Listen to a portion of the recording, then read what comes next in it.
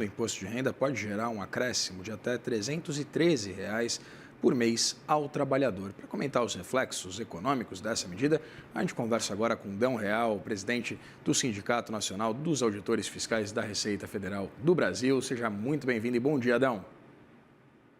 Bom dia, é uma satisfação estar aqui com vocês. O prazer é nosso. Dão, queria começar perguntando em um aspecto mais geral. Qual foi a avaliação do Sindifisco acerca desse projeto aprovado na Câmara dos Deputados, evidentemente nesses moldes atuais? Queria uma análise geral acerca daquilo que foi apreciado pela Câmara dos Deputados e que agora vai ser discutido pelo Senado. Bom, nós fazemos uma avaliação muito positiva da aprovação do projeto do PL 1087, apesar das alterações do projeto original feitas pelo relator Arthur Lira. Ainda assim, o projeto tem impacto significativo na distribuição de renda, um impacto significativo na melhora da progressividade do imposto de renda e corrige distorções históricas do imposto de renda e melhora também a questão econômica, porque nós estamos falando de uma injeção de mais de 28 bilhões de reais na atividade econômica, porque a desoneração do andar de baixo, a desoneração das rendas mais baixas, ou seja, a desoneração para quem ganha até R$ 5.000 e a redução de tributos para quem ganha até 7.350, significa uma injeção de recursos diretamente na economia, diretamente na atividade econômica. Portanto, estamos vendo como muito positiva a aprovação desse projeto de lei e é um primeiro passo para a gente resgatar a defasagem histórica da tabela do imposto de renda e também corrigir a defasagem histórica, a distorção histórica da desoneração das altas rendas, que nós praticamos no Brasil pelo menos desde 1996. Citou, né, essa injeção de 28 bilhões de reais, cerca de 28 bilhões de reais na economia. Uma das críticas que se faz ao projeto é exatamente dada esse incremento, né, da ordem de R$ 313 por mês ao trabalhador em média, né, que o Sindifisco mensura, virando consumo e, evidentemente, uma cobrança de uma alíquota extra com renda mais alta. Essa correlação ela não seria suficiente para coibir gastos, por exemplo, daqueles que ganham mais, mas esse recurso a mais na mão de quem tem vencimentos menores viraria consumo. E que, por essa correlação, a gente poderia ter algum tipo de impacto inflacionário. Vocês veem dessa maneira? Não vemos nenhum risco inflacionário, porque nós temos uma demanda reprimida ainda, ou seja, nós temos uma atividade econômica ainda com grande capacidade de ampliação de produção. Então, quer dizer, nós temos espaço para gerar empregos, temos espaço para gerar mais consumo sem nenhum impacto significativo em termos de inflação, né? Pelo menos é o que a gente acredita neste momento, né?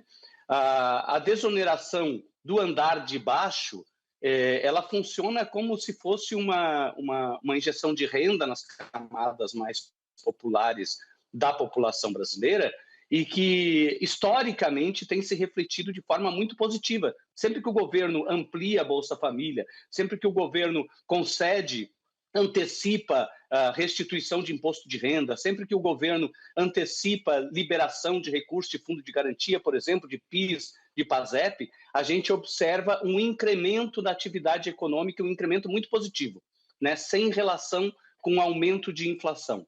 O que a gente percebe também é que a oneração do andar de cima, ou seja, a alíquota mínima de 10%, ela produz muito pouco efeito do ponto de vista de redução de capacidade de investimento. Ao contrário, porque a gente passa a tributar, de certa forma, ou pelo menos parcialmente, os lucros distribuídos, o que vai, de alguma forma, estimular a retenção de lucros dentro da atividade econômica. Ou seja, quando a gente passa a tributar o lucro distribuído, a gente estimula a internalização dos próprios lucros em forma de investimento na atividade econômica. Então, sobre essa correlação, né, eu queria também entender a perspectiva de incremento, né, pensando exclusivamente na Receita Federal, ali uma sobra de cerca de 12 bilhões de reais, 12,7 bilhões de reais, se eu não estou enganado, nessa correlação entre a renúncia exatamente por causa da isenção àqueles que ganham até R$ 5.000, depois né, esse alívio naquele intervalo entre os 5.000 e os R$ 7.350 escalonado, né, com esse aumento escalonado das alíquotas pagas.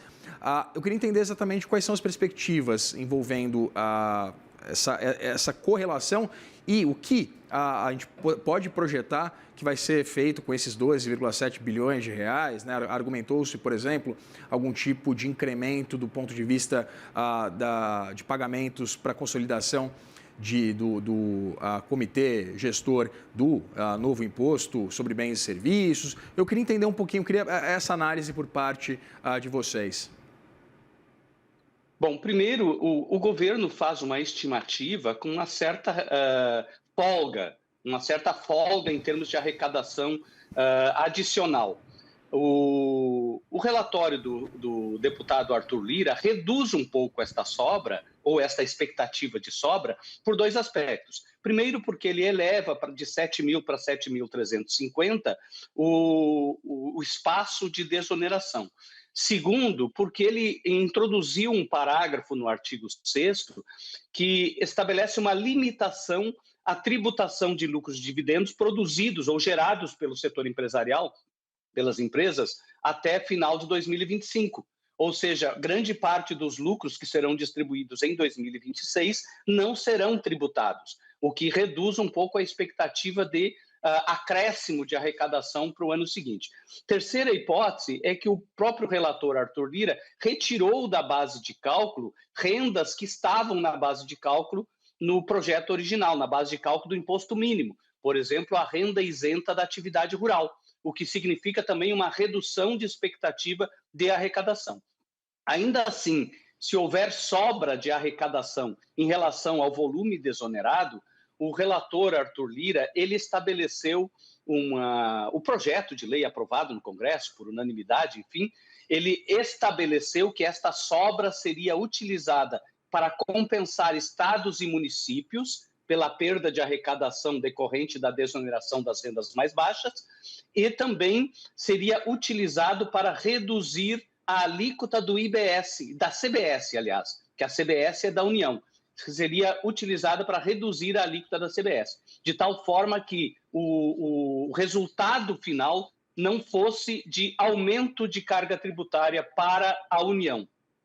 Ou seja, poderá haver um aumento de receitas, por exemplo, para estados e municípios na forma de distribuição para o Fundo de Participação dos Estados e o Fundo de Participação dos Municípios. Então, novamente falando como membro da Receita Federal, eu queria entender se essa taxação de cerca de 141 mil pessoas, né, esse pelo menos é o cálculo dado por Arthur Lira, apresentado pelo relator dessa proposta, há algum risco relevante de evasão de recursos do país, exatamente para fugir dessa taxação?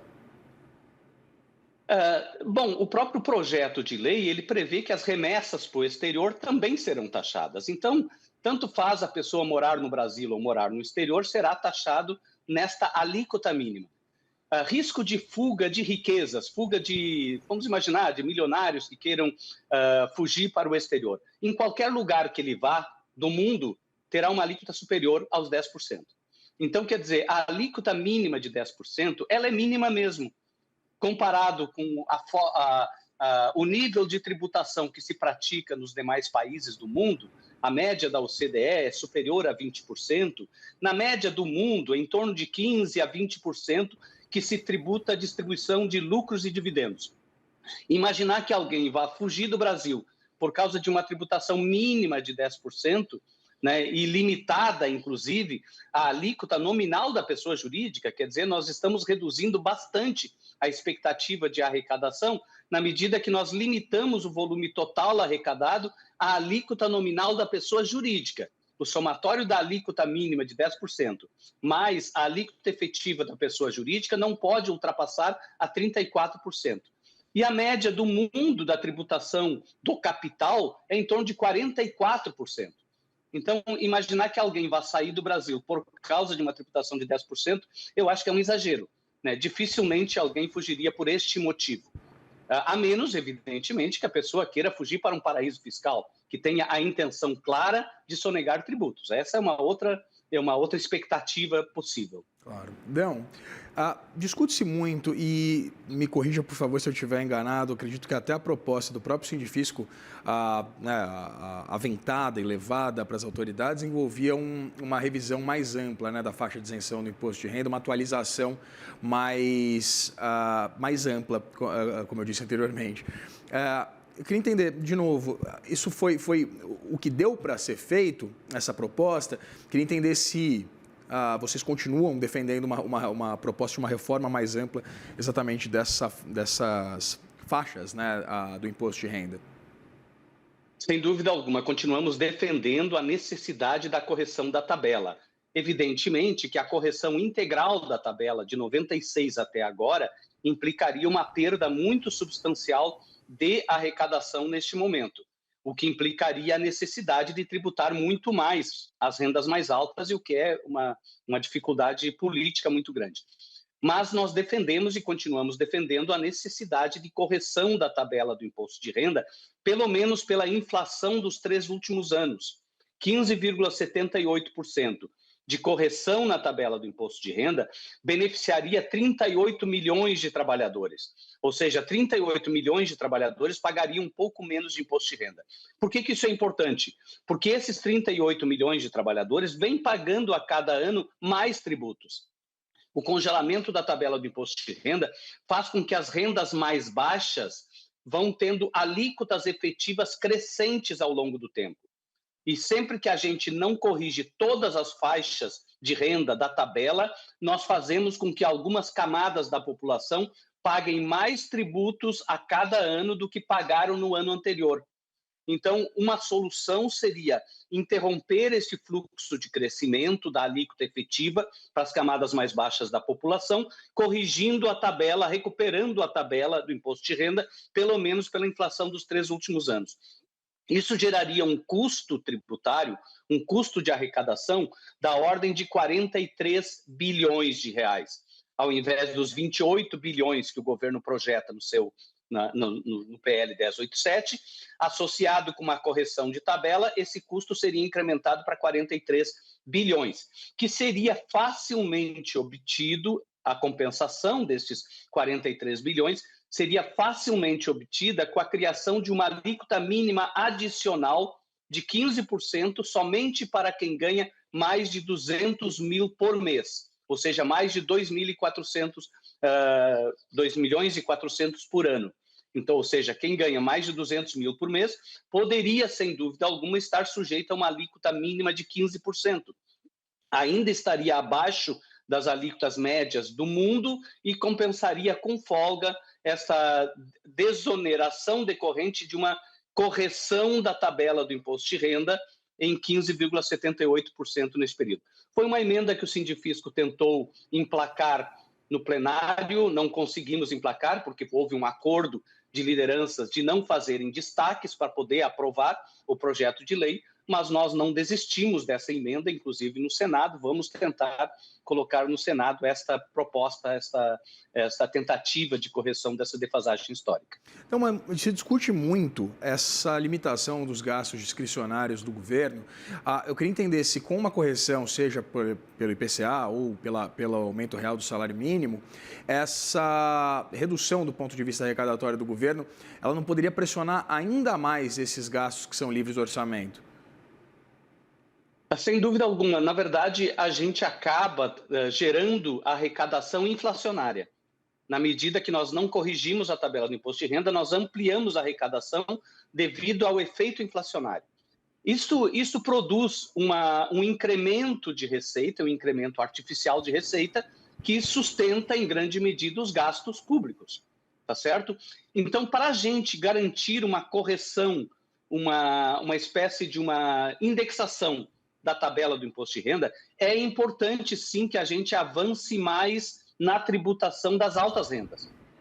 Porque a tributação das altas rendas, mesmo com a alíquota efetiva de 10% aprovada no projeto 1087, ela fica abaixo, em termos de alíquota efetiva, abaixo da tributação da classe média, que a classe média paga em torno de 15%, de 16%, 17% de imposto de renda de alíquota efetiva. A gente fala de alíquota de 27,5%, mas ninguém paga 27,5%, porque tem deduções, tem parcelas de renda isenta junto com os rendimentos totais das pessoas, de tal forma que a renda média de quem mais paga imposto de renda no Brasil é em torno de 15% a 20%, de 15% a 20%. Logo, a alíquota efetiva mínima de 10% está muito abaixo desta alíquota média da classe média. Ou seja, há um espaço bastante grande ainda para ampliar a tributação dos super ricos, dos mais ricos, de onde o recurso é normalmente carreado para especulação financeira e não para atividade produtiva, para garantir uma correção, uma indexação da tabela sem prejuízo das políticas públicas. Ou seja, para a gente garantir uma indexação da tabela do imposto de renda, ou uma obrigatoriedade de indexação pelo IPCA ou pelo INPC, a gente precisaria também ser um pouco mais ousado na tributação do andar de cima, na tributação dos super ricos. Conversei com Dão Real, presidente do Sindicato Nacional dos Auditores Fiscais da Receita Federal. Dão, muito obrigado pela disponibilidade de conversar com a gente aqui no CNN Money. Sempre um prazer. Um abraço. Abração.